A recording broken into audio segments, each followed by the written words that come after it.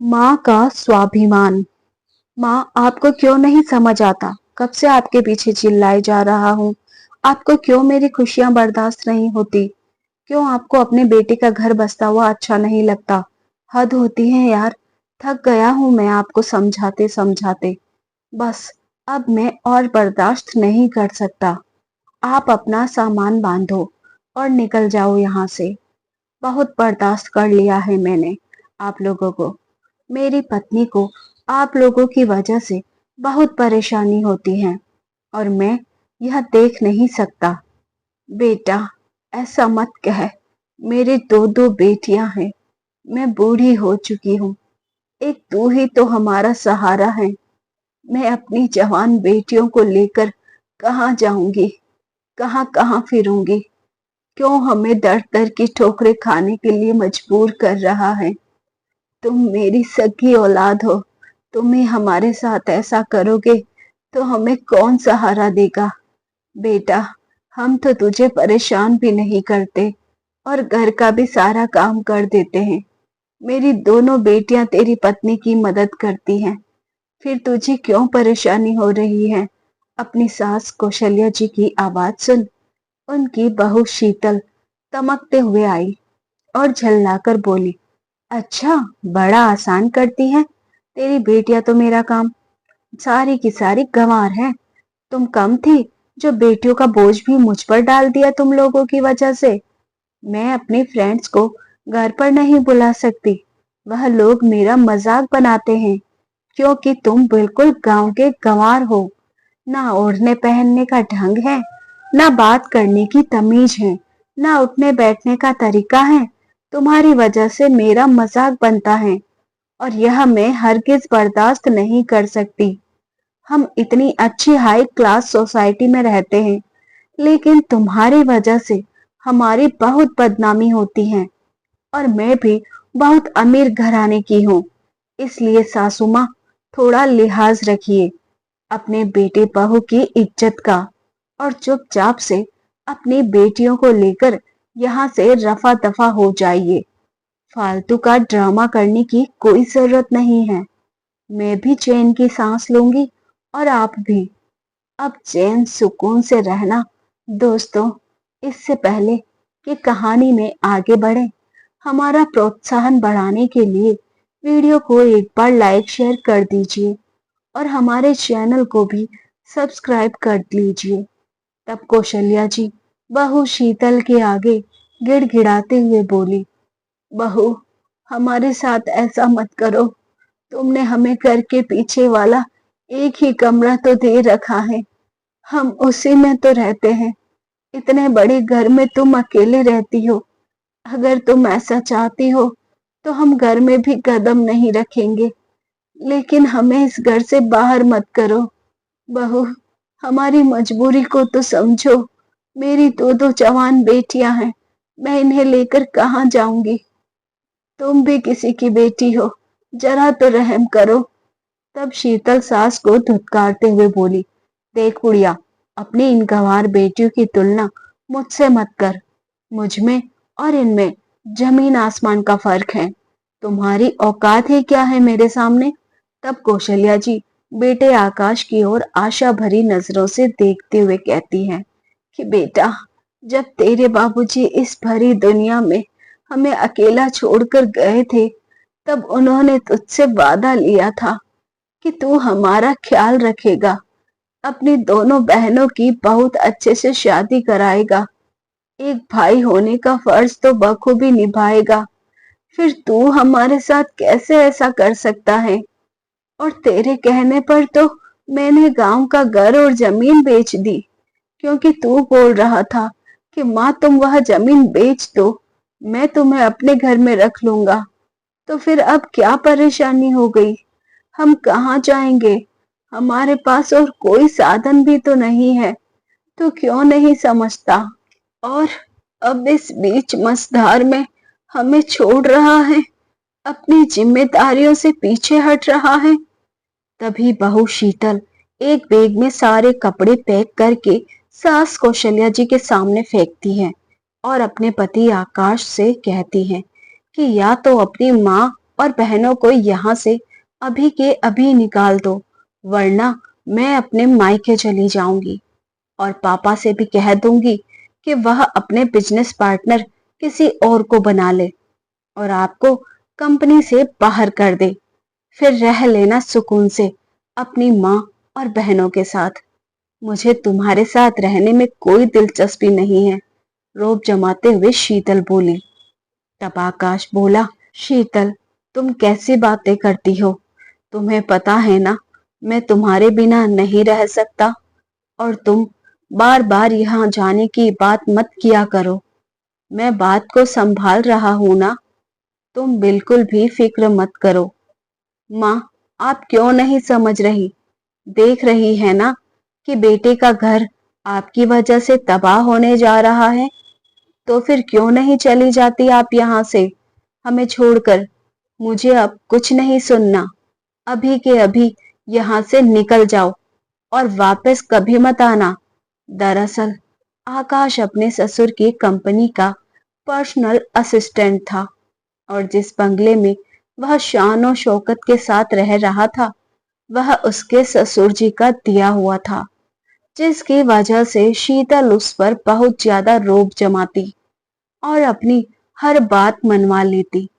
आकाश को भी पूरी फैसिलिटीज के साथ रहने की आदत पड़ गई थी, इसलिए वह भी अपनी शान और शौकत नहीं छोड़ना चाहता था और लग्जरी लाइफ जीता था। हमेशा शीतल की हर बात मान लेता कि अगर उसके पापा मुझसे नाराज हो गए तो मेरा सब कुछ छिन जाएगा और मेरा यह ऐशो आराम हराम हो जाएगा। इतने पर भी कौशल्या जी अपनी बेटियों को लेकर दरवाजे पर खड़ी होती हैं। माँ, आपको सुनाई नहीं देता क्या? मेरी पत्नी शीतल क्या बोल रही है? क्यों मेरे पीछे पड़ी हैं आप? चली जाइए यहाँ से। तब कौशल्या जी की बड़ी बेटी नैना बोली कि भाई, आप हमारे साथ ऐसे कैसे कर सकते हैं? आपको माँ से बात करने की भी तमीज नहीं रही। बचपन में हम कैसे साथ खेलते थे। मुझे आप पर कितना गुमान था कि हमारे भाई बड़े होकर हमारा सहारा बनेंगे, लेकिन आप हमारे साथ ऐसा कर रहे हैं। आज जब आपके पास दौलत, शोहरत, कामयाबी है, तो आप अपनी माँ बहनों को अपने घर में जगह देना भी जरूरी नहीं समझते। हमें तो आपसे इतनी उम्मीदें थी, लेकिन आप हमें ऐसे बीच रास्ते में छोड़ रहे हैं। तभी शीतल चिल्लाते हुए बोली, हाँ हाँ महारानी, बस आपके ही बोलने की कमी थी। और अकेली बुढ़िया होती हैं तो मैं रख भी लेती, किसी कोने में पड़ी रहती बुढ़िया, पर साथ साथ तुम दोनों का भार भी उठाना पड़ेगा। मेरा घर कोई अनाथ आश्रम नहीं है जो मैं तुम जैसे लोगों को इकट्ठा कर लूं यहाँ पर। यह मेरे पापा का दिया हुआ घर है। और यह क्या भाई भाई लगा रखा है? तुम्हारा भाई भाई जब था, जब उसकी शादी नहीं हुई थी। अब उसकी शादी हो चुकी है तो तुम्हारे भाई पर पहले ही उसकी पत्नी का अधिकार है और यह घर मेरे पति और मेरा है, इसलिए इस घर पर भी अब तुम्हारा कोई हक नहीं है। इसलिए चुपचाप से यहाँ से निकल जाओ। दरअसल शीतल को एक बात की चिंता थी कि कहीं भाई अपनी बहनों और माँ के चक्कर में ना पड़ जाए और उन पर अपने पैसे ना बहाने लग जाए। इसलिए शीतल हमेशा उसे अपने चंगुल में फंसा कर रखती और अब उन्हें इसीलिए घर से निकाल रही थी कि नंदों की शादी होगी तो उसके पति आकाश को ही खर्च उठाना पड़ेगा। इसलिए वो हमेशा घर और नौकरी का रोब दिखाती रहती, जिसकी वजह से आकाश भी उसकी हर बात मानता।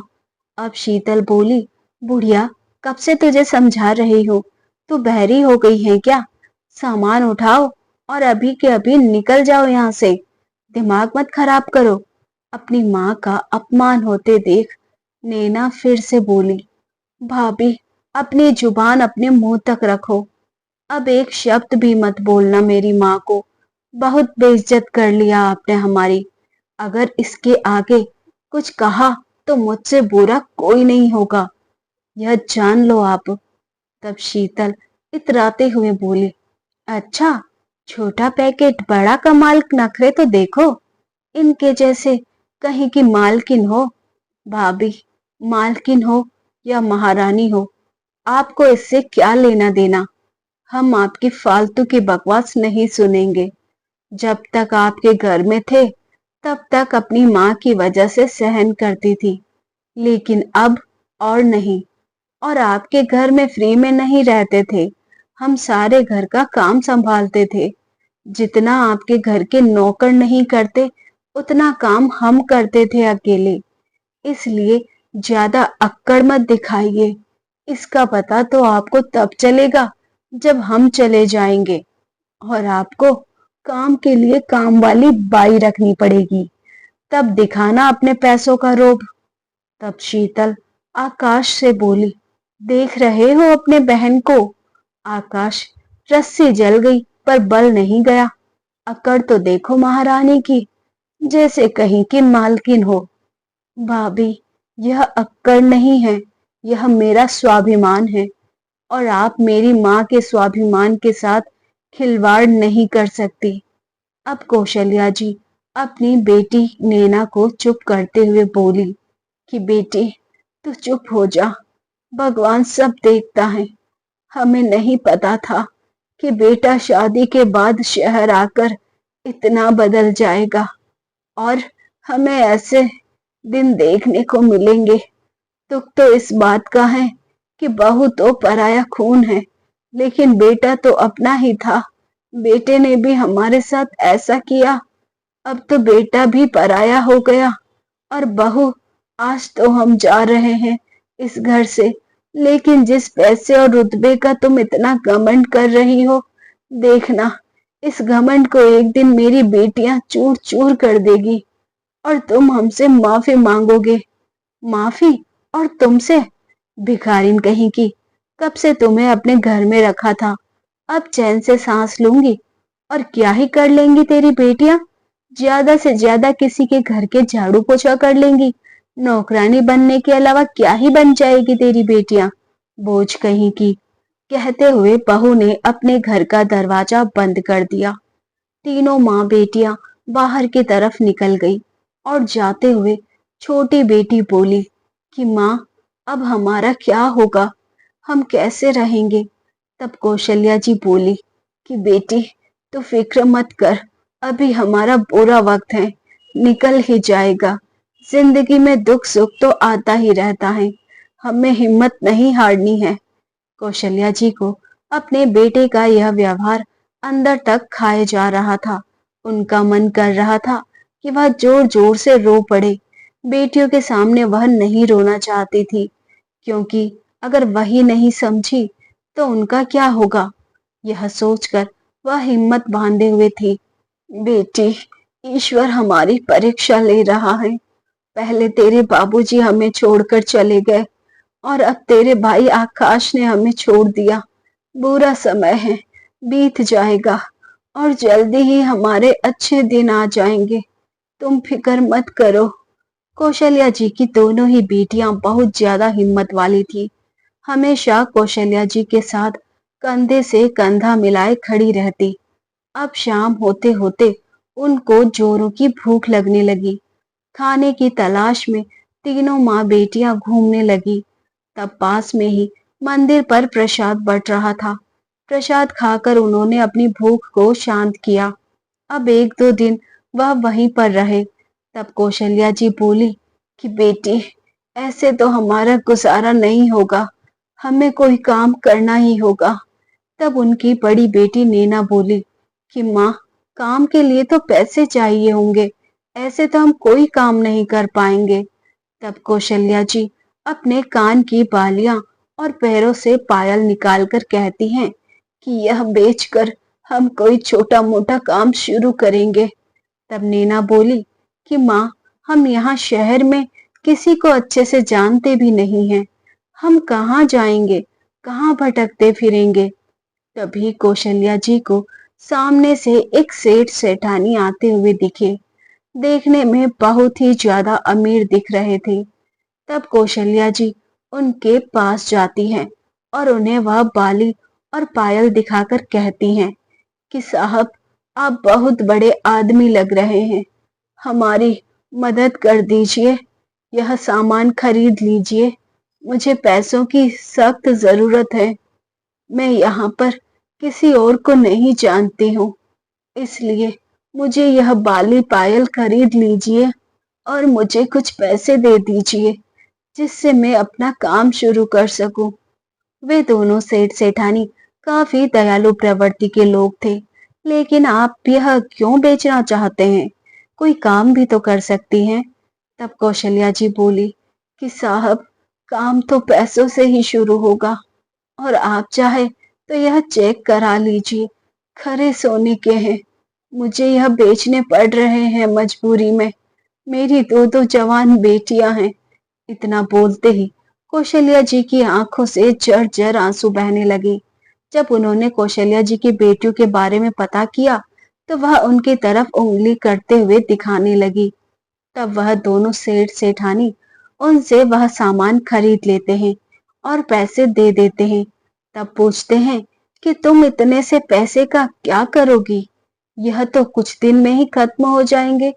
तब कौशल्या बोली कि मैं इन पैसों से एक सब्जियों का ठेला लगा लूंगी, जिससे पैसे जमा होते रहेंगे और मेरी बेटियों का और मेरा भरण पोषण हो जाएगा। हमें किसी के आगे हाथ फैलाने की जरूरत नहीं पड़ेगी। यह कहकर वह उनको धन्यवाद करती हैं। सेठ सेठानी कौशल्या जी की मजबूरी को समझते हैं और जानते हैं कि बेटियां कैसे पलती हैं। अब 3-4 दिन बाद वह सेठ सेठानी वापस से मंदिर आते हैं तो देखते हैं कौशल्या जी ने सब्जी का ठेला लगाया हुआ था, जिस पर वह कहां से सब्जियां बेच रही थी ला ला के। तीनों माँ बेटियों की खुददारी और ईमानदारी देखकर दोनों पति पत्नी काफी खुश होते हैं। उन्हें ऐसा लगता है मानो इस दुनिया में अभी भी सच बोलने वाले अच्छे इंसान बाकी हैं, जो लोगों को ठगते नहीं हैं। अब सेठ सेठानी उनके पास जाते हैं। तब कौशल्या जी उन्हें देखकर उत्सुकता से पूछती हैं, बताइए साहब, क्या लेंगे? आपको कौन सी सब्जी दूं? तब वो बोलते हैं कि नहीं, हमें कोई सब्जी नहीं चाहिए, हमें आपसे कुछ बात करनी है। वह बोलती है कि बताइए, क्या बात है? तुम यहाँ फुटपाथ पर अकेले ही तो रहती हो, और तुम्हारी 2 बेटियां भी हैं। तुम यहाँ अकेले कैसे रहोगी? हमारा बहुत बड़ा घर है, तुम चाहो तो वहां आकर रह सकते हो, क्योंकि उस घर में हम अकेले ही रहते हैं। हमारी कोई औलाद नहीं है। हमारी शादी को 25 साल हो गए हैं, पर अभी तक हमें संतान का सुख नहीं मिल पाया। हमारे पास धन दौलत की कोई कमी नहीं है, बस कमी है तो किसी अपने की। खाली घर काटने को दौड़ता है हमें, और जल्दी से किसी पर भरोसा भी नहीं होता। लेकिन आपको देखकर ऐसा लगता है मानो हमसे आपका कोई रिश्ता है, और हम आपकी ईमानदारी और खुददारी से वाकिफ हो चुके हैं। पर मालिक, हम आपके घर में बिना काम किए ऐसे तो पड़े नहीं रह सकते। मैं बिना काम किए आपके घर में अपनी बेटियों को लेकर नहीं आऊंगी। मैं अपने दम पर कुछ करना चाहती हूँ, और अगर आपके घर में काम हो तो आप बता दीजिए, हम वह काम कर लेंगे। हमें आप पैसे दे दिया करें। यह सुनकर दोनों पति पत्नी खुश हो गए। सच में कौशल्या जी और उनकी दोनों बेटियां बहुत ही खुददार किस्म की इंसान हैं। उनको अपना स्वाभिमान प्यारा है कि हाँ, तुम रसोई का काम संभाल लेना। अभी कुछ दिन पहले ही हमारा कुक रसोई का काम छोड़कर गया है, जिसकी वजह से खाना बनाने में बहुत परेशानी आती है। इसलिए तुम वह काम संभाल सकती हो। अपनी बेटी से मशवरा मिलाते ही तब दोनों ही बेटियां हामी भर देती हैं। अब कौशल्या जी बोलती हैं कि साहब, आज तो नहीं आ पाएंगे, क्योंकि हमें सब्जियां बेचनी है। कल हम आ जाएंगे, वरना हमारा नुकसान हो जाएगा। आप बता देना कि किस जगह आना है। तब वह दोनों पति पत्नी बोलते हैं कि आपको इसकी फिक्र करने की जरूरत नहीं है। कल जब हम मंदिर आएंगे तो आपको साथ में ही ले जाएंगे। यह बोलकर दोनों पति पत्नी वहां से चले जाते हैं। अब शाम को बेटे बहू मंदिर आते हैं तो उनकी नजर कौशल्या जी की ओर उनकी बेटियों पर पड़ती है। तब बहू शीतल सास को सब्जियां बेचते देख जोर जोर से हंसने लगती है और उनका मजाक उड़ाते हुए कहती हैं कि बस यही है तुम्हारी औकात, इसी लायक हो तुम। यहाँ तो किसी के घर के झाड़ू पोछा करोगी या फिर सड़क पर भटकती फिरोगी, और कर भी क्या सकती हो बेचारी। और आपको जरा शर्म नहीं आई? कम से कम बेटे बहू का तो लिहाज किया होता। यह अपना फजीता करने के लिए यही शहर मिला था क्या आपको? किसी को पता चल गया तो हमारी क्या ही इज्जत रह जाएगी। तब कौशल्या जी बोली, मैं तुम्हारी सास हूँ, तुम्हारी कठपुतली नहीं हूँ। मैं जो तुम्हारे कहने पर चलूंगी। और अगर तुम दोनों हमारे बारे में सोचते तो हम भी तुम्हारे बारे में सोचते। जो कुछ भी आज हम कर रहे हैं वह भी तुम्हारी वजह से ही है। और इज्जत की रोटी तो कमा रहे हैं, इज्जत से खा तो रहे हैं, किसी के घर में डकैती नहीं डाल रहे। और बेटा, तुमने पहले हमारे गांव का घर और जमीन बेच दिया, सारे पैसे हड़प लिए और शहर आकर अपनी पत्नी के पल्लू से बंध गए। और अब अपनी इज्जत की पड़ी है तुझे। हमारा सब कुछ छीन कर भी चैन नहीं पड़ा तुम्हें, जो हमें घर से निकाल दिया। और अब तुम्हारी पत्नी यहाँ खड़े होकर हमारा हंसी मजाक बना रही है। और बहू, क्या मेरी बेटी को झाड़ू पोछा वाली कहती रहती हो? एक दिन मेरी बेटियां इतनी बड़ी बनेंगी कि तुम उनके आगे नाक रगड़ोगे। मुझे अपनी बेटी पर गर्व है, क्योंकि बेटा तो लायक होकर भी निकम्मा निकला है। जा बुढ़िया, क्यों मजाक कर रही है? एक सब्जी का ठेला लगाने से तेरी बेटियां मेरी बराबरी की नहीं हो जाएगी। अपनी औकात में रह। ये कहते हुए शीतल ने ठेले से सब्जी उठाकर सारी नीचे फेंक दी। कौशल्या जी का बेटा आकाश सब खड़ा खड़ा देखता रहा, परंतु पत्नी को कुछ ना बोला। बहू इतराते हुए अपने पति आकाश के साथ कार में बैठकर वहां से निकल गई। तीनों माँ बेटियां बेटे बहू के ऐसे रवैये से परेशान हो गई। पहले घर से निकाल दिया और अब वह फुटपाथ पर रह रहे हैं तो वहां पर भी उनकी इज्जत की धज्जियां उड़ा दी। कौशल्या जी और उनकी बेटी के दिल में आज दुख नहीं बल्कि एक तमन्ना जाग उठी कि बस अब तो उन्हें किसी भी तरह नाम कमाना है, दौलत शोहरत कमाना है और उसके भाई भाभी को उनकी औकात दिखानी है। नैना बोली, माँ आप चिंता मत करो, मैं भाई भाभी से इसका बदला लेकर रहूंगी। उन्हें दिखा दूंगी कि उनकी बेटियां किसी से कम नहीं। तब कौशल्या जी अपनी दोनों बेटियों के सर पर हाथ रखते हुए उन्हें घेरे आशीर्वाद देती हैं। आज कौशल्या जी और उनकी दोनों बेटियों ने खाना नहीं खाया था, क्योंकि वह और ज्यादा परेशान हो गए थे। बहू बेटे का ऐसा रवैया देखकर भूखे पेट ही तीनों माँ बेटी सो गई। अब जब सुबह उठी तो सामने सेठ सेठानी खड़े हुए थे।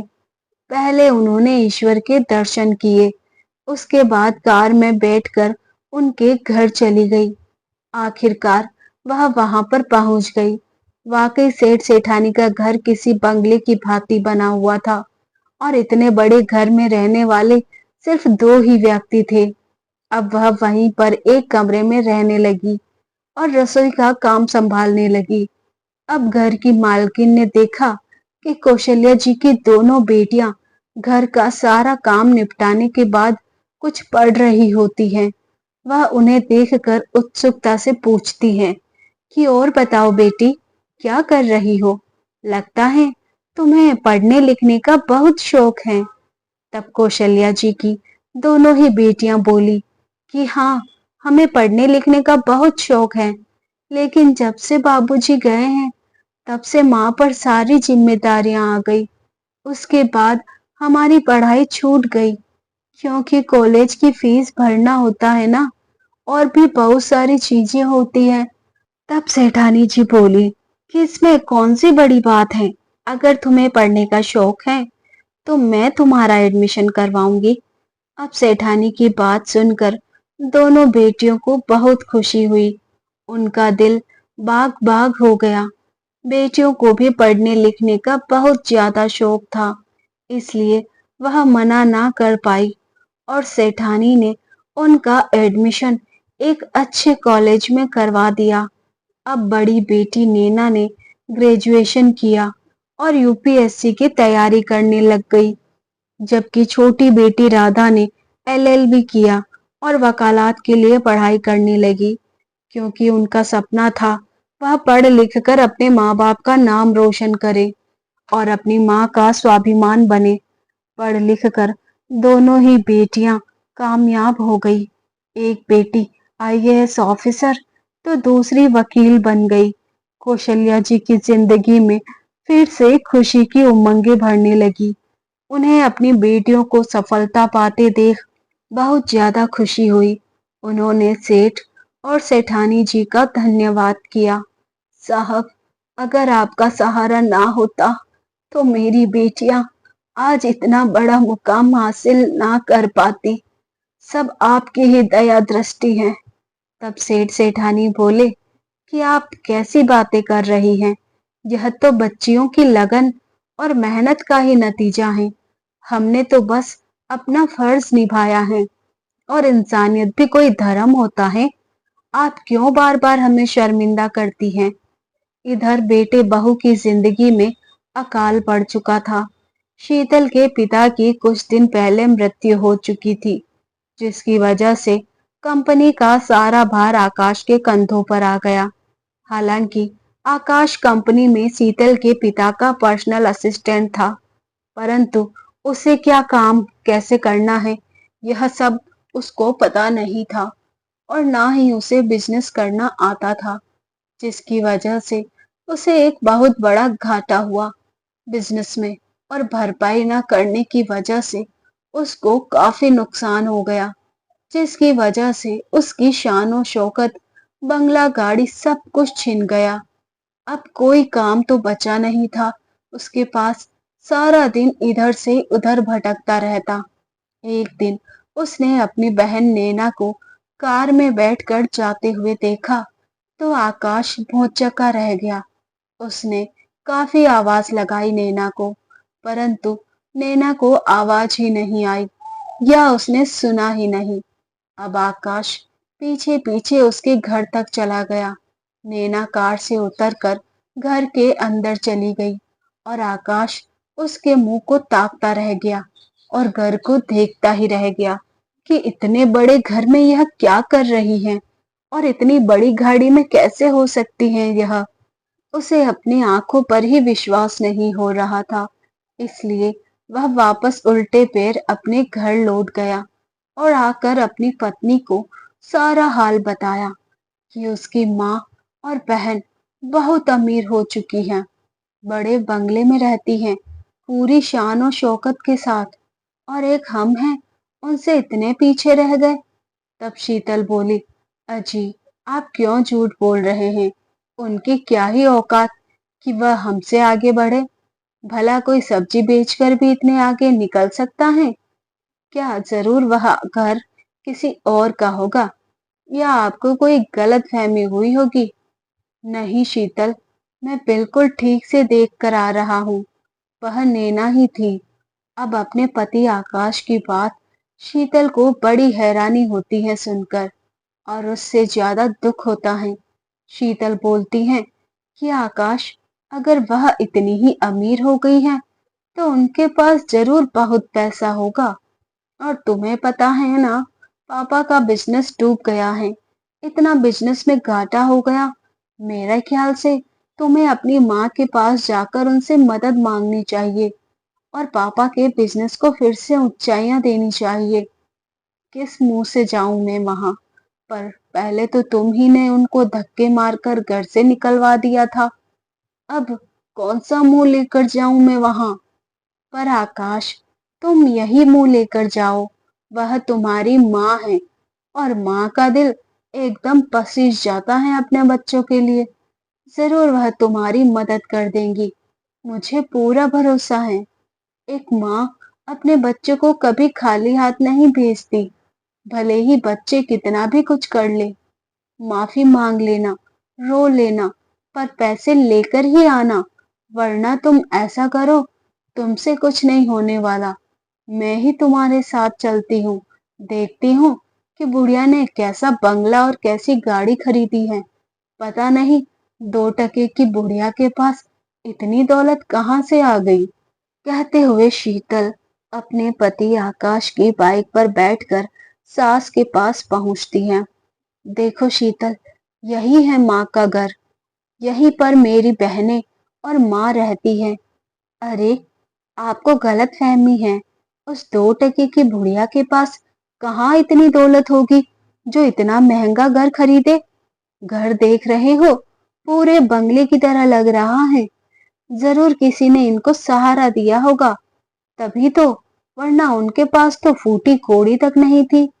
तब आकाश बोला, शीतल, तुम यह सारी बातें बाद में कर लेना, अब अंदर चलकर भी बात कर लो। क्या उनको सुनाए जा रही हो, पता नहीं तुम्हें क्यों नहीं हजम होता। हाँ हाँ, अब तो तुम मुझे सुनाओगे ही। तुम्हारी माँ बहन अमीर जो हो गई है, ज्यादा फालतू जुबान चलाने की जरूरत नहीं है मेरे सामने। सब पता है मुझे तुम्हारी औकात का, क्या हो तुम और क्या करते हो।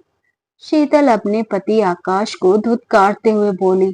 तब आकाश बोला, हाँ हाँ मैडम, बस सब कुछ आपका ही है, मैं तो कुछ भी नहीं हूँ। अब अंदर जाकर भी लड़ने मत लग जाना। जरूरत पड़े तो रो देना माँ के आगे, हाथ पैर जोड़ लेना, पर अपना यह रूप मत दिखाना। अब दोनों पति पत्नी मिलकर डोरबेल बजाते हैं। कौशल्या जी आकर दरवाजा खोलती हैं।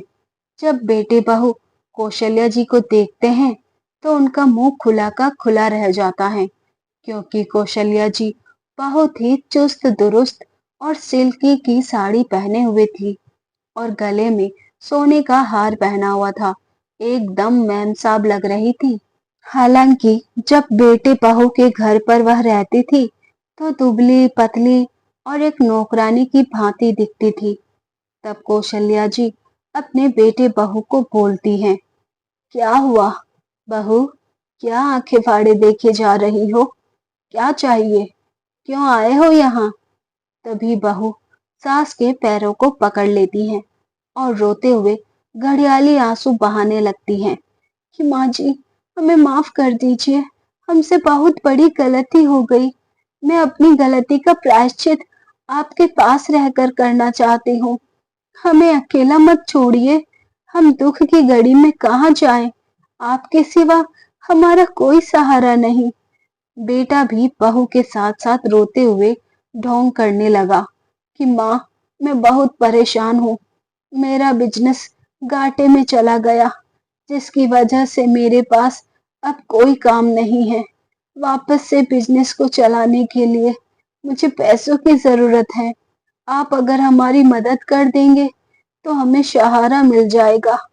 बहू बोली कि माँ जी, यह बिल्कुल ठीक कह रहे हैं, हमारा आपके सिवा है ही कौन। आप ही हमारा सहारा है और आप ही हमारी मदद कर सकती हैं। हम इस दुख की घड़ी में कहाँ जाएं भला। तब कौशल्या जी की बड़ी बेटी नैना बोली कि क्या हुआ भाभी, तुम्हारी दौलत का घमंड उतर गया क्या। आप तो बड़ा रोब जमाती थी हम पर कि मेरे पापा का घर है, मेरे पापा की गाड़ी है, सब कुछ मेरा है। तो अब क्या हुआ, जाओ जाकर पापा से मांग लो। और जब हम इतने दुख से गुजर रहे थे तब आपने हमें अपने घर में एक कोना तक नसीब नहीं होने दिया था और हमें कैसे बेइज्जत करके घर से निकाल दिया था। और मेरी माँ का वह अपमान मैं अभी तक भूली नहीं हूँ। भाभी, आपने हमें बोझ कहा था, तो फिर क्यों बनी बैठी हो अपने पति पर अब बोझ। आप भी तो किसी की बेटी हो, आपको जरा भी शर्म नहीं आई हमें बेइज्जत करते हुए। मेरी बुजुर्ग माँ को दुनिया के 4 धक्के खाने के लिए छोड़ दिया। बहुत घमंड करती थी अपने पैसों पर, और आज भी वही लालच आपको यहाँ तक खींच लाया है। तब कौशल्या जी बोली कि हाँ बेटा, तूने हमें किस तरह से निकाला था। अपनी पत्नी के कहने पर इसकी गुलामी कर रहा था तू। और हाँ बहू, कहा था ना कि मेरी बेटियां तुझसे बड़ी बनकर दिखाएंगी, और आज देख ले, मेरी बेटियों में कोई कमी नहीं है। वह बोझ नहीं है, वह मेरा स्वाभिमान है। मेरी दोनों ही बेटियां काबिल हैं, तेरी तरह घमंडी और बदतमीज नहीं है। घमंड और इस गंदी जुबान के अलावा तेरे पास है ही क्या? तुझे बड़ा घमंड था ना अपनी ऊंचाइयों का, अपनी दौलत शोहरत का। तो देख ले, आज मेरी बेटियां कितनी मशहूर हैं। पूरे शहर में मेरी बेटियों के चर्चे हैं। आज कहते हैं लोग कि कौशल्या की बेटियां कितनी काबिल हैं। मुझे मेरी बेटियों पर गर्व है। मेरी एक बेटी आईएएस अफसर, तो दूसरी वकील है। चाहे तो अभी तुम्हें छठी का दूध याद दिला दे और तुम्हें अभी तुम्हारी औकात दिखा दे। तभी बहू शीतल तमकते हुए बोली, अच्छा बुढ़िया, बड़ी जुबान चल रही है, कितना घमंड कर रही है। पर देख, इससे पहले कि कुछ बोलती, नैना ने 2 जोरदार थप्पड़ अपनी भाभी के गाल पर जड़ दिए। तब आकाश बोला, तूने यह क्या बदतमीजी की है? तुझे अपनी भाभी से बात करने की तमीज नहीं है? तब कौशल्या जी एक जोरदार चांटा अपने बेटे को भी मारती हैं और बोलती हैं कि आज तुझे तमीज और तहजीब सिखा रहा है। मुझे मेरी बेटियों को तुझसे ज्यादा तमीज भी है और तहजीब भी है। तेरी तरह निकम्मी नहीं है। वह दूसरों की दौलत पर राज नहीं करती। मेरी बेटियां अपने दम पर जीती हैं। आकाश का सर शर्म से झुक जाता है। तब आकाश बोलता है कि माँ, अगर आपकी 2 बेटियां हैं तो मैं भी तो आप ही का बेटा हूँ। माँ, मुझे माफ कर दो। मुझे आपकी जरूरत है। मेरी मदद कर दो। अगर आप मुझसे मुंह मोड़ लेंगी तो कौन मेरा सहारा बनेगा? तब कौशल्या जी बोली, जब उस दिन मैं तेरे आगे गिड़गिड़ा रही थी कि मेरी 2 जवान बेटियां हैं, मैं कहाँ उन्हें उठाए फिरूंगी, तब तूने क्या बोला था कि कहीं भी जाओ, मुझे क्या मतलब, मुझे मेरी बीवी बच्चों से मतलब है। तो फिर आज क्यों मेरे आगे आकर गिड़गिड़ा रहा है? किस हक से मुझसे उम्मीद रख रहा है?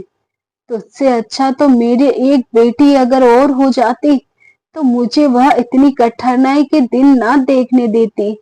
तेरा जैसा स्वार्थी बेटा भगवान किसी को ना दे। मुझे ज्ञान देने चला है।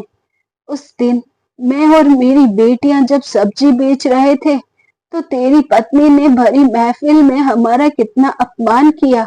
यह न सोचा कि माँ बहनें इतनी मुसीबत झेल रही हैं, उनकी कुछ मदद करूं।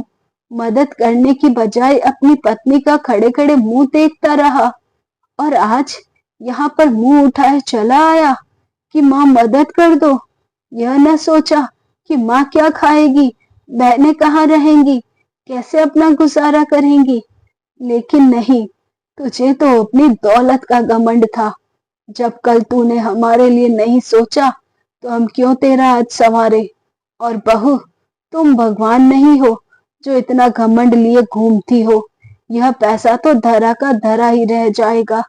ईश्वर के सामने किसी की नहीं चलती। और पैसे तो हाथ का मेल है, आता जाता ही रहता है। असली धन तो इंसान के कर्म होते हैं। जो जैसे कर्म करता है वैसा ही भोगता है। अब जैसे तुमने अपनी सास और ननंद के साथ किया, वही तुम भुगतो। हमें तुमसे कोई मतलब नहीं। ये बोलकर कौशल्या जी ने दरवाजा बंद कर दिया। वह अपने बेटे बहू को माफ नहीं करती। बेटे बहू को खुद पर आत्मग्लानि महसूस हुई, लेकिन अब क्या कर सकते थे। दोनों अपना मुंह लटका कर वापस अपने घर चले गए। तो दोस्तों, कर्म इंसान का पीछा कभी नहीं छोड़ते और बेटियां कभी बोझ नहीं होती। बेटियां लक्ष्मी का रूप होती हैं। जहां जाती हैं धन अपने आप ही आ जाता है। तो उन्हें बोझ कहकर कभी उनका अपमान ना करें। तो दोस्तों, आपकी क्या राय है कौशल्या जी को लेकर? उन्होंने जो अपने बेटे बहू के साथ किया वह फैसला सही था कि गलत? कमेंट करके अपनी राय जरूर बताएं। कहानी आपको जरा भी पसंद आए तो वीडियो को लाइक, शेयर और सब्सक्राइब करें चैनल को। साथ में बेल आइकन प्रेस करें ताकि न्यू स्टोरीज का नोटिफिकेशन आपको मिल सके। वीडियो को हाइप करना ना भूलें। धन्यवाद।